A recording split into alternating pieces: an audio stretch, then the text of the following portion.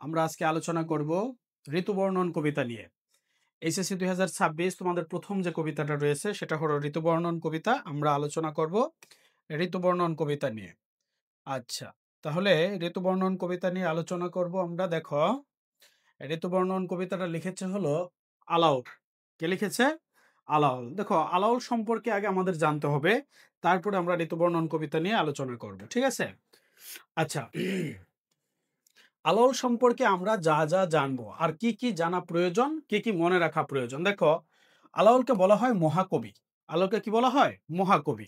আচ্ছা, আলাওলকে যখন মহাকবি বলা হয়, দেখো মহাকবি কিন্তু একটা সমাসজাত শব্দ। ঠিক আছে?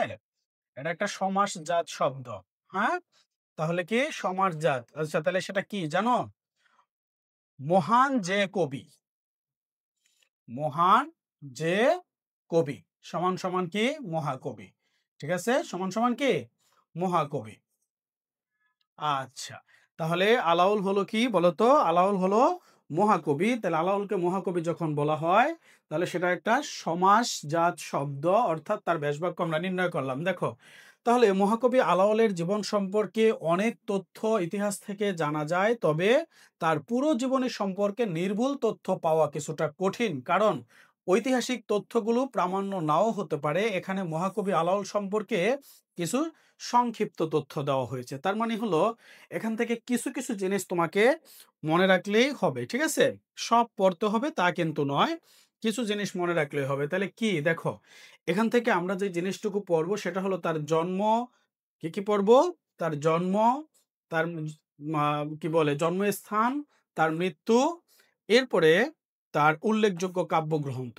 এইটুকু জিনিস পড়লেই আমাদের এখান থেকে হয়ে যাবে, সব লাগবে না। ঠিক আছে? তাহলে কি করব আমরা বলো তো? আমরা জানি সে জন্মগ্রহণ করেছে ১৬০৭ খ্রিস্টাব্দে। তার মানে হলো, খেয়াল করে দেখো, যখন আমরা বলেছি ১৬০৭, তার মানে তিনি হলো কি বলতো? মধ্যযুগীয় কবি। ঠিক আছে? আচ্ছা, তাহলে তিনি মধ্যযুগের কবি। আচ্ছা, তাহলে তোমাদের একটা জিনিস অবশ্যই মাথায় রাখতে হবে যে তোমাদের বইতে প্রথম যে কবিতাটা আছে, কবিতাটা যে লিখেছেন তিনি হলেন একজন মধ্যযুগের কবি। ঠিক আছে? তিনি একজন কি? মধ্যযুগের কবি। আচ্ছা, তোমাদের এটাও মাথায় রাখতে হবে যে মধ্যযুগ এটা হলো কি জানো? বাংলা সাহিত্যের যুগ। এটা কি? বাংলা সাহিত্যের যুগ। হ্যাঁ, বাংলা সাহিত্যের যুগ। তাহলে বাংলা সাহিত্যের যুগ যদি তুমি আলোচনা করো, তাহলে বাংলা সাহিত্যের যুগ কিন্তু তিনটা। ঠিক আছে? বাংলা সাহিত্যের যুগ কয়টা? একটা, দুইটা, তিনটা। একটা কি বলতো? প্রাচীন যুগ। একটা কি? প্রাচীন যুগ। ঠিক আছে? আরেকটা হলো তোমার মধ্যযুগ। আচ্ছা, আরেকটা হলো তোমার আধুনিক যুগ। এই যে তিনটা যুগ যে রয়েছে, এই তিন যুগের ভিতরে মধ্যযুগ যেটা, এই মধ্যযুগের কবি হলো কে? কবি আলাওল। দেখো, প্রাচীন যুগটা আমি তাহলে তোমাদেরকে একটু বলে দেই। প্রাচীন যুগটা শুরু হয়েছে কত থেকে? প্রাচীন যুগটা শুরু হয়েছে ৬৫০ থেকে। কি বলছি কথাটা বলো তো? ৬৫০ থেকে ১২০০। ঠিক আছে? আর মধ্যযুগটা শুরু হয়েছে ১২০১ থেকে ১৮০০। আধুনিক যুগটা শুরু হয়েছে ১৮০১ থেকে বর্তমান। তাহলে কি জানলাম? এই যে ১২০১ থেকে ১৮০০ সাল, এর মধ্যেই আমার কি রয়েছে বলতো? এই মধ্যযুগটা রয়েছে। তার মানে এই যে ১৬০৭, তাহলে ১৬০৭টা আমার কোন যুগে রয়েছে? মধ্যযুগে রয়েছে। তাহলে কি বলেছি? আলাওল জন্মগ্রহণ করেছে মধ্যযুগে। কোন যুগে? মধ্যযুগে। তাহলে মধ্যযুগের কবি সে হলো কে? আলাওল। আচ্ছা, জন্মস্থান হলো তার তৎকালীন মাদারীপুর জেলার ফতেহাবাদ পরগনা জেলার জালালপুর গ্রামে।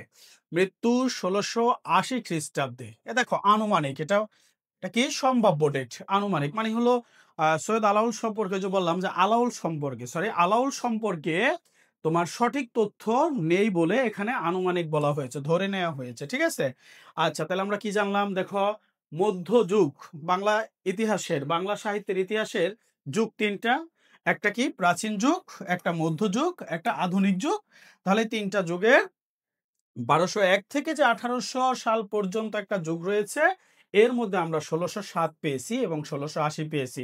তাহলে তিনি জন্মগ্রহণও করেছেন মধ্যযুগে, মৃত্যুবরণও মধ্যযুগে। আচ্ছা, এরপরে খেয়াল করে দেখো, আমরা বলেছিলাম কি আমরা পড়ব তার উল্লেখযোগ্য কাব্যগ্রন্থ, ঠিক আছে? তাহলে উল্লেখযোগ্য কাব্যগ্রন্থ কি দেখো, তার উল্লেখযোগ্য কাব্যগ্রন্থ হলো পদ্মাবতী, তারপরে সাইফুল মুলুক বদিউজ্জামান, তারপরে দপ্তিচন্দ্র, হাফিজের কবিতার অনুবাদ, সিকান্দার নামা, সতী ময়না ও লোর চন্দ্রানী। তাহলে এখান থেকে তোমরা তোমাদের জন্য সবচেয়ে গুরুত্বপূর্ণ যেটা সেটা হলো পদ্মাবতী। পদ্মাবতী এমসিকিউতে আসে, ঠিক আছে?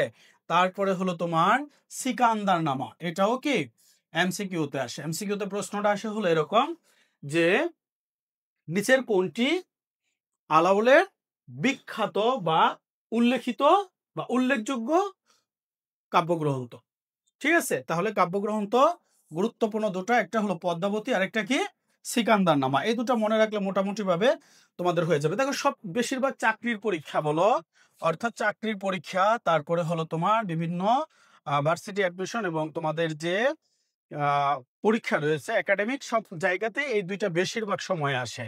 কিন্তু তোমরা কি করবা, সবগুলোই মনে রাখবা। চাকরির পরীক্ষায় আবার এটা বেশি আসে। আচ্ছা, ঠিক আছে। তাহলে এরপরে যেটা রয়েছে সেটা হলো কি দেখো, আলাওল মধ্যযুগের শ্রেষ্ঠ বাঙালি কবি। সৈয়দ আলাওলের মৃত্যুর অনেক বছর পর তার সম্মানে আলাওল সাহিত্য পুরস্কার নামে একটি গুরুত্বপূর্ণ সাহিত্য প্রতিষ্ঠা করা হয়েছে বাংলাদেশে। এছাড়া চট্টগ্রাম বিশ্ববিদ্যালয়েও আলাওল হল নামে একটি পুরুষ প্রধান হল রয়েছে। আচ্ছা দেখো, আলাওল তাকে কি সৈয়দ আলাওল, অর্থাৎ তার নাম হলো সৈয়দ আলাওল। সৈয়দ হলো তার কি বলতো বংশীয় নাম, তাই তো? সৈয়দ হলো কি তার বংশীয় পদবী বা বংশীয় নাম, তাহলে সৈয়দ আলাওল। আচ্ছা, তাহলে আমরা কি জানলাম বলতো? আমরা জানলাম যে সৈয়দ আলাওল বা আলাওল তিনি হলেন মধ্যযুগের একজন কবি, অর্থাৎ তার জন্ম এবং মৃত্যু দুটাই কি মধ্যযুগে। এটা যদি মনে রাখতে পারো তাহলে এখান থেকে তোমার মানে পরীক্ষায় আসলে আর তো কোনো সমস্যা নেই, তাই না? তাহলে কি কি দেখেছি আমরা বলতো? অর্থাৎ জন্মগ্রহণ করেছে 1607-এ আর মৃত্যুবরণ করেছে কি 1680 খ্রিস্টাব্দে। কিন্তু তার মৃত্যুটা নিয়ে কি রয়েছে বলতো? সংশয় রয়েছে। তার মৃত্যুটা নিয়ে সংশয় রয়েছে, এখানে আনুমানিক বলা হয়েছে। হ্যাঁ, তারপরেও কিন্তু আমরা ওটাই ধরবো 1680 খ্রিস্টাব্দ। আচ্ছা, নলেজ পয়েন্ট একাডেমি, স্বপ্ন পূরণের লক্ষ্যে থাকো এগিয়ে।